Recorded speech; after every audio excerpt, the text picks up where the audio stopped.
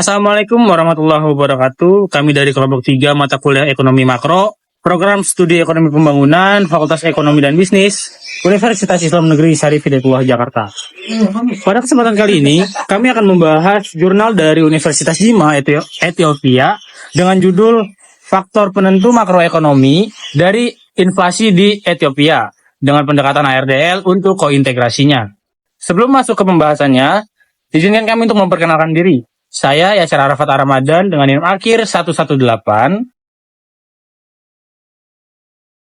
Halo, perkenalkan nama saya Nurhamil Lufiana dengan NIM akhir 015. Hai, saya Revalianggiani Maulidina dengan NIM akhir 115. Nama saya Raffi Ahmad Kurniawan dengan NIM akhir 114. Halo, aku Atiyah Mutmainah dengan NIM 042.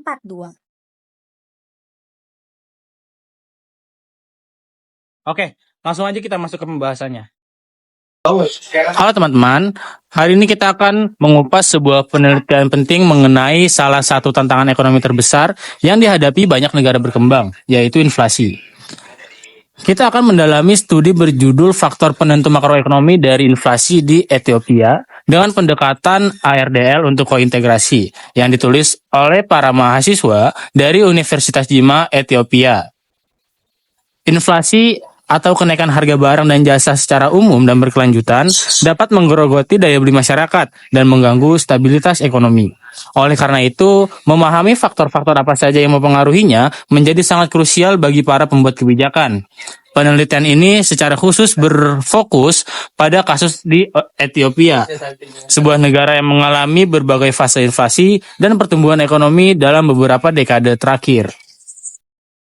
Para peneliti memulai dengan menekankan bahwa menjaga inflasi pada tingkat yang optimal adalah kunci untuk menyeimbangkan gejolak makroekonomi dan memastikan pertumbuhan ekonomi yang stabil.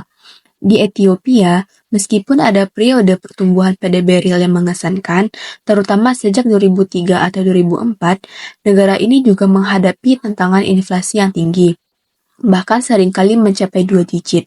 Situasi ini tentu saja mengkhawatirkan karena dapat menghambat upaya Ethiopia untuk mencapai status negara berpenghasilan menengah pada tahun 2025.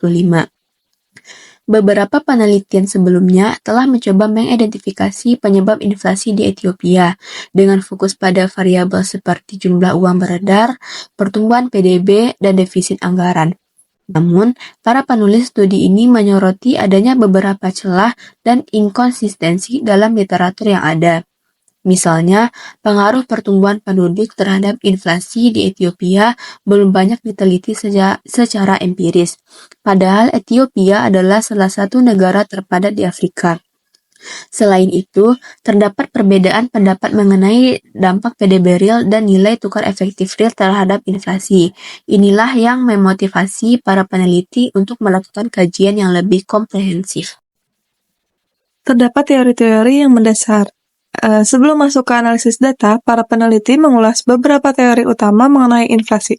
Hal ini penting untuk memberikan kerangka kerja konseptual. Teori-teori yang akan dibahas antara lain yang pertama ada teori kuantitas uang atau QTM, lalu ada teori kuantitas uang yang dirumuskan ulang dalam versi Keynes, terus juga ada teori monetarisme, dan yang terakhir yaitu teori strukturalisme. Nah, pada teori kuantitas uang atau QTM, di mana teori klasik ini menyatakan bahwa perubahan jumlah uang beredar akan menyebabkan perubahan harga proporsional dengan asumsi kecepatan uang dan output real tetap. Kemudian pada teori kuantitas uang yang dirumuskan ulang dalam versi Keynes, Keynes memodifikasi QTM dengan menyatakan bahwa selama ada pengangguran, peningkatan jumlah uang beredar akan mendorong output dan lapangan kerja, bukan langsung menaikkan harga. Inflasi baru akan terjadi ketika full employment tercapai. Selanjutnya yang ketiga pada teori monetarisme, di mana para monetaris seperti Milton Friedman berpendapat bahwa inflasi selalu dan di mana pun merupakan fenomena moneter yang timbul dari ekspansi jumlah uang yang lebih cepat daripada output total. Dan yang terakhir, Terdapat teori strukturalisme. Teori ini menekankan bahwa inflasi di negara berkembang disebabkan oleh struktur ekonomi seperti segmentasi antara sektor industri yang progresif dan sektor pertanian yang tradisional serta konflik distribusi pendapatan. Dengan memahami berbagai perspektif teoritis ini, para peneliti dapat merumuskan hipotesis yang lebih kaya mengenai faktor-faktor penentu inflasi di Ethiopia. Nah, bagaimana para peneliti ini tuh menguji hipotesis mereka? Studi ini tuh menggunakan data runtun waktu periode dari 1981 hingga 2020. Dan data ini dikumpulkan dari berbagai sumber, termasuk dari National Bank of Ethiopia, Bank Dunia, dan IMF. Metode analisis utama yang digunakan adalah model Autoregressive Distributed Lag atau IRDL. Nah, khususnya itu di pendekatan bound testing untuk kointegrasi. Mengapa IRDL? Nah, metode ini tuh sebenarnya memiliki beberapa keunggulan. Di antaranya dapat digunakan meskipun variabel orde integrasi yang berbeda. Kemudian efisien untuk ukuran sampel yang memang relatif kecil. Dan juga dapat membedakan antara variabel dependen dan independen dalam hubungan jangka panjang. Kemudian memungkinkan penurunan error correction model atau ICM untuk melihat penyesuaian jangka pendek menuju keseimbangan jangka panjang.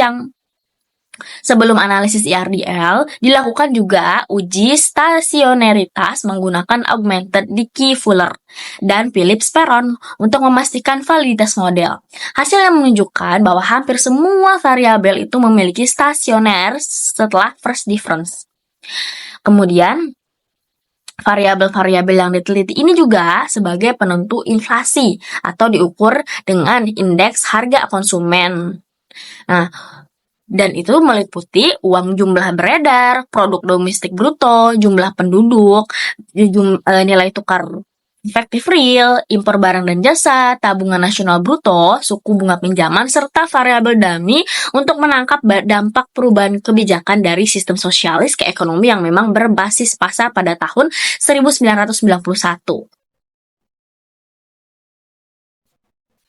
Sekarang kita sampai pada hasil penelitian. Pada hubungan jangka panjang, uji terikat ARDL mengonfirmasi adanya hubungan kointegrasi antara inflasi dengan variabel-variabel penjelasnya. Artinya dalam jangka panjang, variabel-variabel ini bergerak bersama-sama. Hasil estimasi jangka panjang menunjukkan bahwa PDB real secara signifikan dan positif mempengaruhi inflasi. Kenaikan 1% PDB real dalam jangka panjang menyebabkan inflasi meningkat sebesar 2,91%. Ini mungkin terdengar berlawanan dengan intuisi, namun peneliti menjelaskan bahwa ini bisa terjadi karena peningkatan investasi dan redistribusi pendapatan akibat kenaikan harga. Nilai tukar efektif real juga berpengaruh positif dan signifikan terhadap inflasi. Depresiasi nilai tukar cenderung menaikkan harga barang impor dan mendorong inflasi. Suku bunga pinjaman ditemukan berpengaruh positif dan signifikan meskipun kecil terhadap inflasi. Ini bertentangan dengan hipotesis Fisher dan pandangan moneteris yang mungkin disebabkan oleh kurang berkembangnya sektor keuangan di Ethiopia.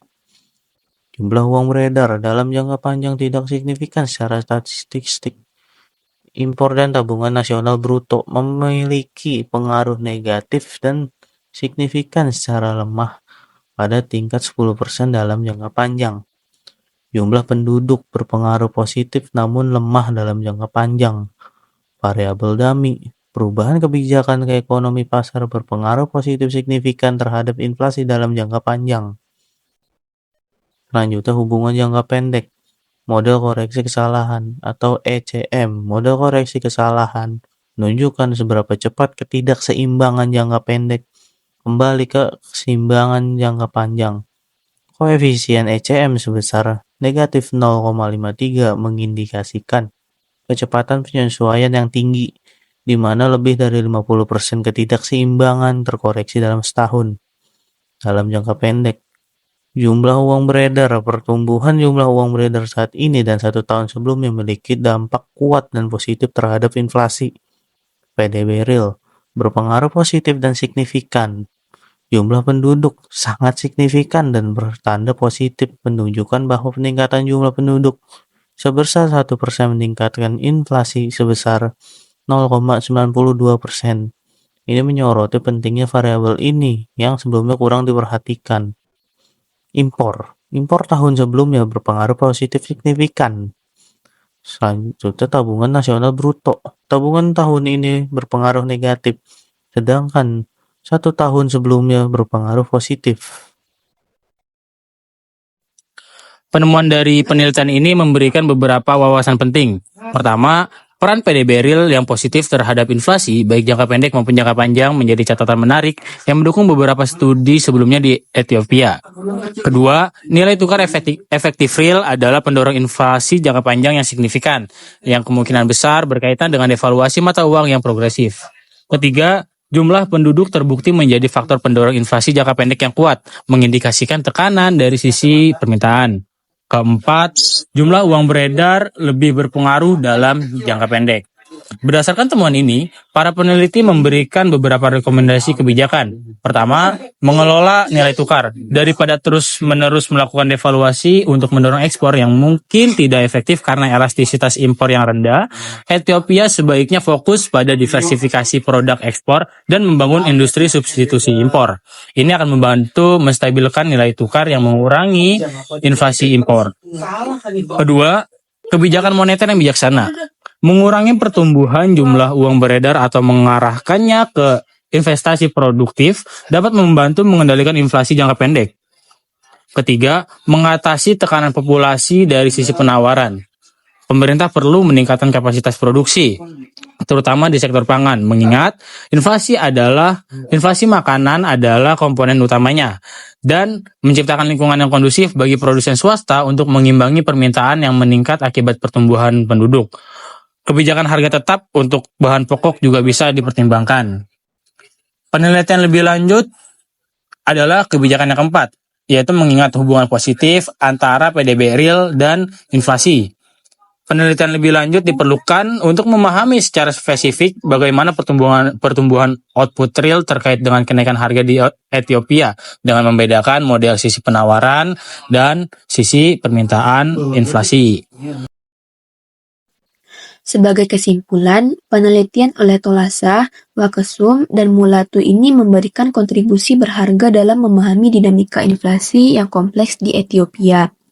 Dengan menggunakan model ARDL yang canggih dan data runtun waktu yang diperbarui, studi ini mengidentifikasi faktor-faktor penentu inflasi baik dalam jangka pendek maupun jangka panjang, termasuk variabel yang sebelumnya kurang mendapat perhatian seperti jumlah penduduk.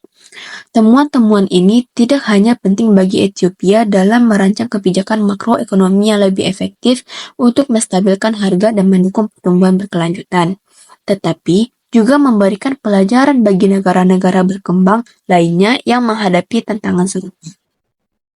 Jadi itu dia pembahasan jurnal internasional kami. Semoga dapat bermanfaat bagi teman-teman semua. Kurang lebihnya mohon maaf. Wallahul muwaffiq ila aqwamit thoriq. Wassalamualaikum warahmatullahi wabarakatuh.